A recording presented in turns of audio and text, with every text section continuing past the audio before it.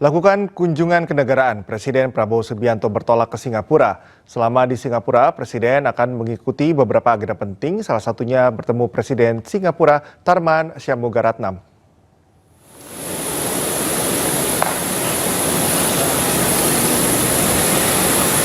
Berangkat dari Pangkalan TNI Angkatan Udara Halim Perdana Kusuma, Presiden Prabowo dilepas oleh Wapres Gibran Rakabuming Raka, Wakil Ketua DPR Sufmi Dasko Ahmad, Mensesnek Prasetyo Hadi, serta Menteri SDM Bahlil Lahadalia. Presiden juga dijadwalkan menghadiri pertemuan bilateral Leader Retreat bersama Perdana Menteri Singapura Lawrence Wong. Kunjungan ini menjadi momentum strategis untuk memperkuat kemitraan Indonesia dan Singapura di berbagai sektor.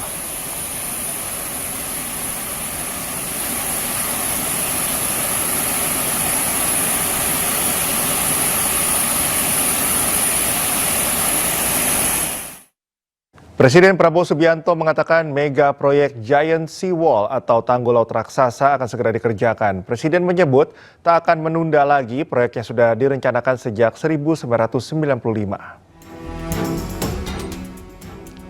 Prabowo menyebut tanggul laut akan dibangun dengan panjang 500 km dari Banten hingga ke Jawa Timur. Anggaran yang dibutuhkan sekitar 80 miliar dolar Amerika dengan target waktu penyelesaian hingga 20 tahun. Prabowo mengungkapkan tidak tahu siapa presiden yang akan menyelesaikan proyek ini. Presiden menegaskan akan memulai terlebih dahulu sesegera mungkin. Proyek ini sangat vital.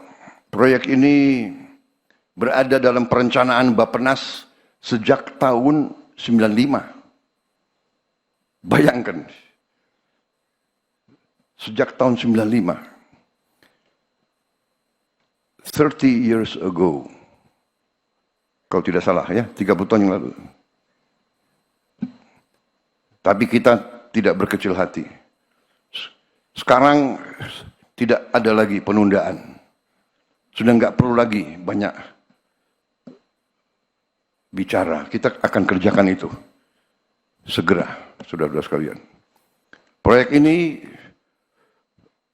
menyangkut jarak yang tidak pendek, kalau tidak salah sekitar 500 km dari Banten sampai ke Jawa Timur, ke Gresik, 500 km,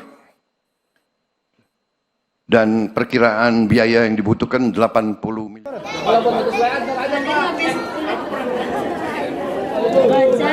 Di sisi lain, Gubernur Jakarta Pramono Anung mengatakan pihaknya akan berkonsentrasi terhadap jatah Pemprov Jakarta dalam membangun Giant Sea Wall, yakni 19 km yang sebelumnya 12 km. Sementara sisanya akan menjadi tanggung jawab pemerintah pusat. Tadi kita belajar apa? Jadi Giant Sea Wall itu yang menjadi bagian Jakarta, Jakarta yang akan tanggung jawab. Ada yang menjadi bagian pemerintah pusat yang tanggung jawab. Saya berkonsentrasi yang menjadi bagian pemerintah Jakarta. Yang awalnya 12 kilo, sekarang ditambah menjadi 12, tambah 7 menjadi 19 kilo. Itulah yang menjadi tanggung jawab saya, tanggung jawab pemerintah Jakarta. Sehingga dengan demikian, perencanaan untuk pembiayaannya, tentunya kami berkonsentrasi terhadap hal itu. Di luar itu menjadi tanggung jawab. Kegaduhan yang timbul pasca ditetapkannya 4 Pulau Aceh ke Sumatera Utara melalui surat keputusan Mendagri masih terus bergulir. Nelayan Aceh Singkil akan melakukan sweeping terhadap nelayan Sumatera Utara yang menangkap ikan di perairan 4 pulau. Itu laut tradisi Tanpan.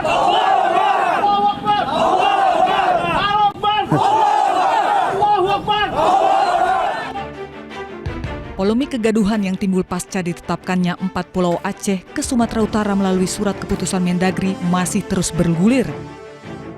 Para nelayan membentuk satu gerakan sebagai wadah perjuangan dalam mempertahankan keempat pulau tersebut. Nelayan Aceh Singkil akan melakukan sweeping terhadap nelayan Sumatera Utara yang menangkap ikan di perairan 4 Pulau Aceh Singkil. Hal itu dilakukan sebagai reaksi dan protes terhadap Kemendagri. Selain itu, sweeping juga dilakukan sebagai antisipasi terjadinya illegal fishing.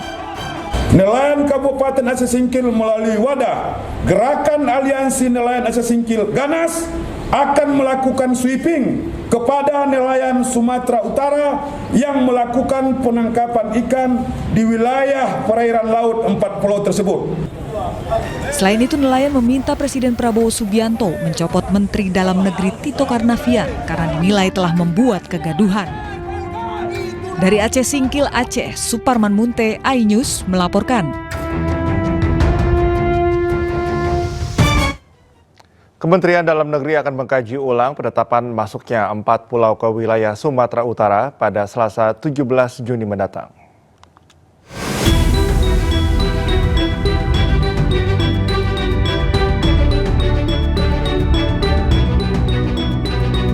Kementerian Dalam Negeri akan menggelar rapat untuk membahas status 4 pulau yang tengah diperebutkan oleh Aceh dan Sumatera Utara. Kemendagri juga akan melakukan kajian ulang secara menyeluruh terkait sengketa keempat pulau. Rapat digelar pada Selasa 17 Juni dan keesokan harinya Kemendagri juga turut akan mengundang pimpinan wilayah termasuk Gubernur Sumatera Utara dan Aceh beserta tokoh masyarakat dan anggota DPR untuk duduk bersama.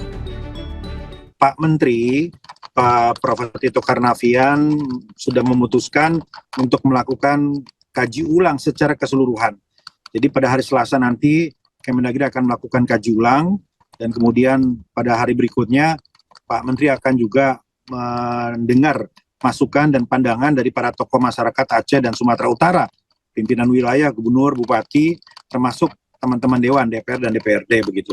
Jadi penting untuk membuka dialog agar terdapat kesamaan data, fakta, dan informasi. 4 pulau yang menjadi rebutan antar Provinsi Aceh dengan Sumatera Utara diantaranya Pulau Panjang, Pulau Lipan, Pulau Mangkir Besar, dan Pulau Mangkir Kecil. Sebelumnya pada 25 April 2025, melalui keputusan Menteri Dalam Negeri, 4 pulau yang menjadi rebutan dinyatakan masuk dalam wilayah Kabupaten Tapanuli Tengah, Provinsi Sumatera Utara. Tim Liputan iNews melaporkan. Menteri Koordinator Bidang Hukum, HAM, Imigrasi, dan Pemasyarakatan Yusril Iza Mahendra meminta seluruh pihak agar bersabar karena pemerintah pusat dalam hal ini Mendagri belum mengambil keputusan apapun mengenai status keempat pulau, apakah masuk dalam wilayah Kabupaten Singkil Aceh atau Kabupaten Tapanuli Tengah Sumatera Utara. 4 pulau di Aceh itu sampai hari ini sebenarnya belum ada peraturan Mendagri yang mengatur tentang batas wilayah antara Kabupaten Tapanuli Tengah dengan Kabupaten Singkil di Aceh. Ya. Yang ada itu adalah keputusan Menteri Dalam Negeri mengenai pengkodean pulau-pulau. Ya, itu memang sudah ada. Jadi semua pihak harap bersabar ya. Pemerintah betul-betul ingin menyelesaikan masalah ini dalam waktu dekat dan berupaya untuk mencari keputusan yang terbaik bagi semua pihak. Sebelumnya, Sufmi Dasko selaku Wakil Ketua DPR RI menyatakan Presiden Prabowo Subianto akan mengambil alih penyelesaian sengketa kepemilikan pulau antara Provinsi Aceh dengan Sumatera Utara. Keputusan final Presiden akan diumumkan pada pekan depan.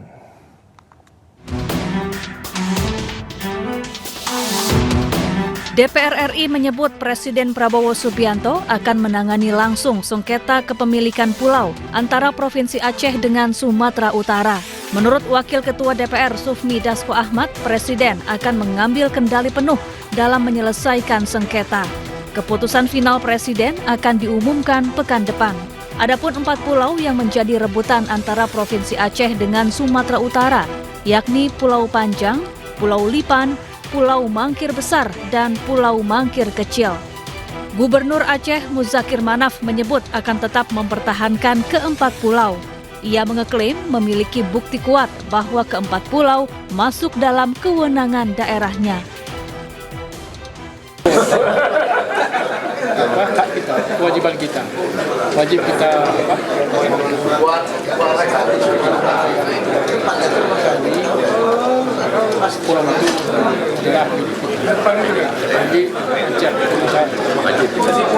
Kisruh bermula usai Kementerian Dalam Negeri memutuskan 4 pulau dinyatakan masuk wilayah Kabupaten Tapanuli Tengah, Provinsi Sumatera Utara. Mendagri Tito Karnavian menegaskan pemerintah pusat tidak memiliki kepentingan pribadi dan hanya ingin menyelesaikan masalah batas wilayah secara objektif. Tim Liputan iNews melaporkan.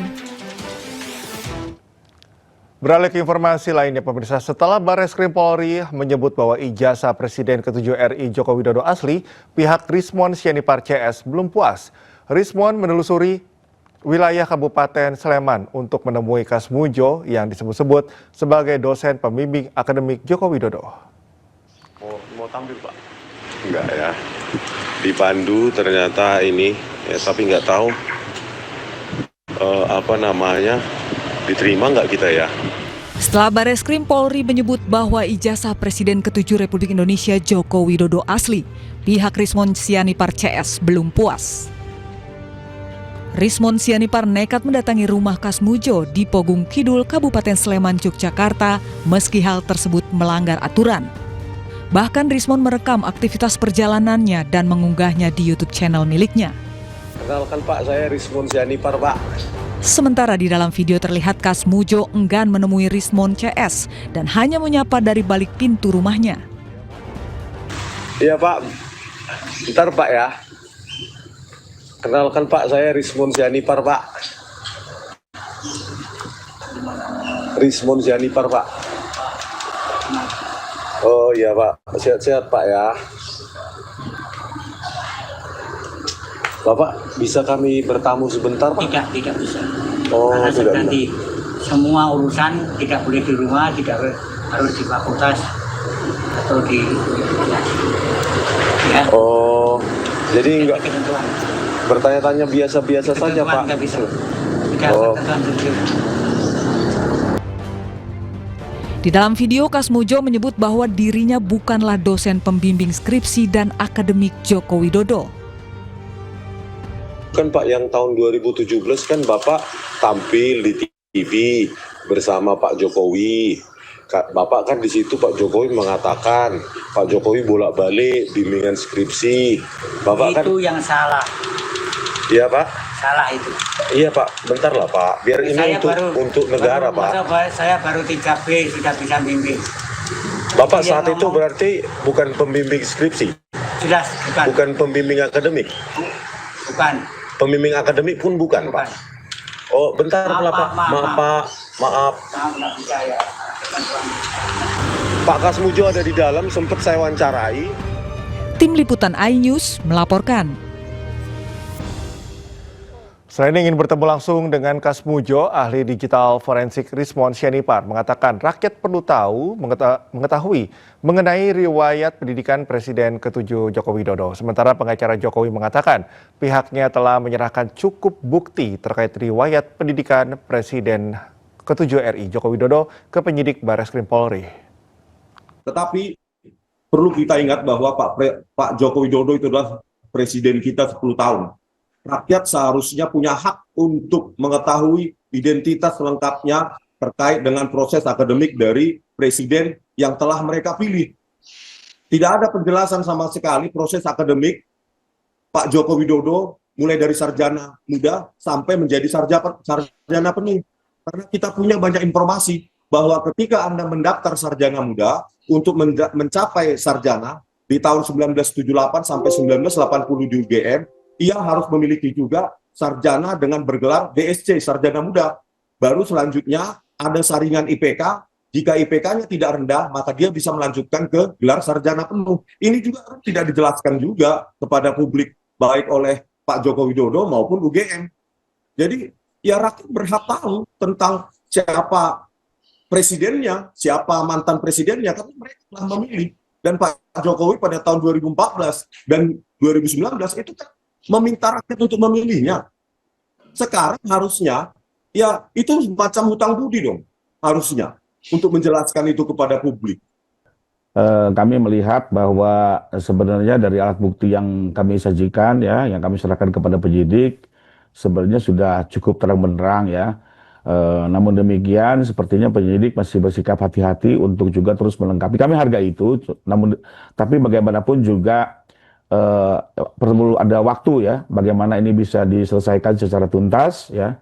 Terlebih dengan semakin gaduhnya di media, karena saya pikir perkara ini akan lebih baik disidangkan dalam forum yang jelas ya, dibanding di media ini hanya sekedar isu-isu yang melebar ke sana sini tanpa ada kepastian juga gitu ya. termasuk bagi teman-teman yang sedang mencari juga data-data tambahan, ya semuanya sajikan saja di persidangan. Ya, di sebuah forum yang fair, terbuka, ya bisa disaksikan media, dan ada kepastian. Karena yang penting itu, hukum itu akan memberi kepastian, ya, bukan kepuasan, ya. Karena kalau untuk memuaskan, wah repot sekali. Semua merasa ingin dipuaskan juga repot. Ini sisi ini ada dua sisi, ya. Pihak kami yang melaporkan, juga pihak yang berpotensi menjadi terlapor. Jadi menurut kami adalah proses hukumnya yang akan menjawab ini semua. Kuasa hukum Presiden ke-7 RI Joko Widodo mendesak Polda Metro Jaya segera menaikkan status kasus tudingan ijazah palsu milik Jokowi ke tahap penyidikan. Kuasa hukum juga meminta seluruh pihak menghentikan fitnah dan pencemaran nama baik kepada kliennya. Sesuatu yang kami yakini semakin terbukti kebenarannya. Ya. Seperti kita saksikan bersama, semua upaya hukum, proses hukum sudah dijalankan, tadi diterangkan oleh rekan Yakub, nyatanya tetap ditolak. Bahkan terakhir-terakhir ini, semakin terlihat bahwa kegiatan mereka ini bukan lagi bersifat mencari kebenaran atau kegiatan akademis, karena banyak statement yang sangat terlihat bahwa ini sudah berbau politis. Di antaranya, sebagai seorang peneliti, melemparkan kalimat-kalimat ingin mengasingkan Pak Jokowi, ingin menusukambangkan Pak Jokowi agar tidak bisa berinteraksi dengan pejabat-pejabat lainnya. Itu videonya semua kami pegang. Ada lagi mengklaim diri sebagai peneliti, lalu mulai mempersoalkan di luar topik sosial media Pak Wapres, sampai ingin ikut bergabung memaksulkan. Sehingga apa yang kami duga 2 bulan yang lalu akhirnya terbukti. Ibarat pepatah, secepat apapun kebohongan berlari, waktu yang akan menentukan kebenaran akan terkuat. Dan sekarang itu semua semakin terbukti, ya, dan kita saksikan bersama. Karena kita melihat kondisinya sudah seperti ini, jadi apa yang dilakukan mereka ini bukan untuk mencari kebenaran. Apa yang disebut dengan kegiatan akademis juga tidak bisa dibuktikan kebenarannya, dan kita melihat ini sudah mulai membuat gaduh, mengganggu stabilitas politik.